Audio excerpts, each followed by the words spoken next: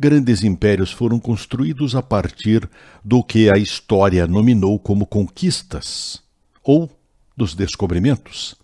No caso do Brasil, fomos descobertos, sem que os donos da terra, no caso os silvícolas, não ofereceram grande resistência, o que não pode ser considerado padrão no globo, lembrando as inúmeras lutas, por exemplo, no território americano, de homens brancos contra os donos da terra agrupados em diversas tribos.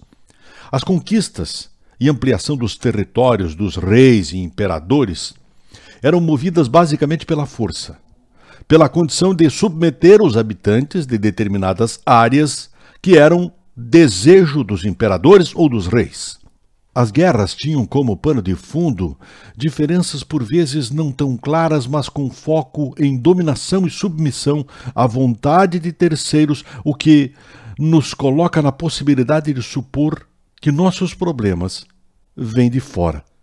Que nossos grandes adversários são países que querem nos dominar e impor seus regimes de governo e estilo de vida, desrespeitando nossa cultura, usos e costumes. Mas a mesma história revela que as quedas de reinados e impérios em elevado percentual ocorreram a partir de desavenças internas traduzidas pela luta pelo poder. E hoje não é diferente.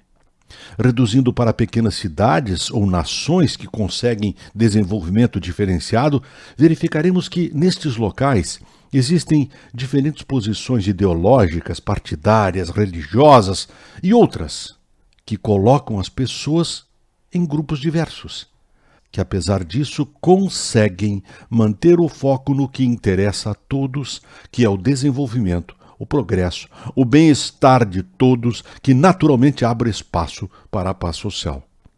O princípio de que, para fazer valer minha razão, tenho que acabar com quem pensa diferente, é o mesmo que tirou a vida de mais de 970 mil americanos, o que representou à época 3% da população.